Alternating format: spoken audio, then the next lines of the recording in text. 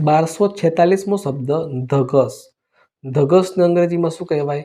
તો ધગસને અંગ્રેજીમાં કહીશું કમિટમેન્ટ. COMMITMENT. કમિટમેન્ટ મતલબ કે ધગસ. 1247મો શબ્દ મિત્રો ધડકવું. ધડકવુંને અંગ્રેજીમાં શું કહેવાય? તો ધડકવુંને અંગ્રેજીમાં કહીશું two bit. TO2BEAT. Two bit મતલબ કે ધડકવું.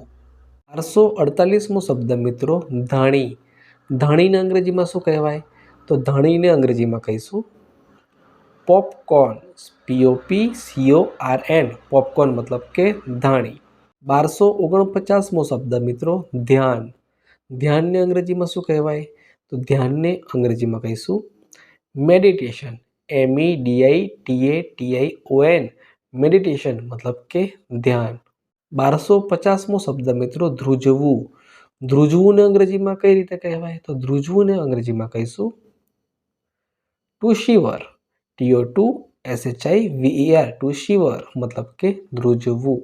1251મો શબ્દ મિત્રો નખ. નખને અંગ્રેજીમાં શું કહેવાય? તો નખને અંગ્રેજીમાં કહીશું નેલ. NAIL. નેલ મતલબ કે નખ. 1252મો શબ્દ મિત્રો નફો. નફોને અંગ્રેજીમાં શું કહેવાય? તો નફોને અંગ્રેજીમાં કહીશું પ્રોફિટ. PROFIT. પ્રોફિટ મતલબ કે નફો. 1253મો શબ્દ મિત્રો નબળો. નબળોને અંગ્રેજીમાં શું કહેવાય? તો નબળોને અંગ્રેજીમાં કહીશું વીક. WEAK. વીક મતલબ કે નબળો. 1254મો શબ્દ મિત્રો નાક. નાકને અંગ્રેજીમાં શું કહેવાય? તો નાકને અંગ્રેજીમાં કહીશું નોઝ. NOSE. નોઝ મતલબ કે નાક.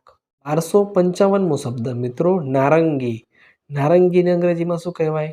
તો નારંગીને અંગ્રેજીમાં કહીશું ઓરેન્જ. ORANGE. ઓરેન્જ મતલબ કે નારંગી. 1256મો શબ્દ નાસ્તો. નાસ્તોને અંગ્રેજીમાં શું કહીશું? તો નાસ્તોને અંગ્રેજીમાં કહીશું બ્રેકફાસ્ટ. BREAKFAST. બ્રેકફાસ્ટ મતલબ કે નાસ્તો. 1257મો શબ્દ મિત્રો નાળિયેર. નાળિયેરને અંગ્રેજીમાં શું કહીશું? તો નાળિયેરને અંગ્રેજીમાં કહીશું કોકોનટ. COCONUT. કોકોનટ મતલબ કે નાળિયેર. 1258મો શબ્દ મીઠું. મીઠુંને અંગ્રેજીમાં શું કહીશું મિત્રો? તો મીઠુંને અંગ્રેજીમાં કહીશું સોલ્ટ. SALT. સોલ્ટ મતલબ કે મીઠું. 1259મો શબ્દ મિત્રો ન્યાય. ન્યાયને અંગ્રેજીમાં શું કહેવાય? તો ન્યાયને અંગ્રેજીમાં કહીશું જસ્ટિસ. JUSTICE. જસ્ટિસ મતલબ કે ન્યાય. 1260મો શબ્દ મિત્રો પગ. પગને અંગ્રેજીમાં શું કહેવાય? તો પગને અંગ્રેજીમાં કહીશું લેગ. LEG. લેગ મતલબ કે પગ.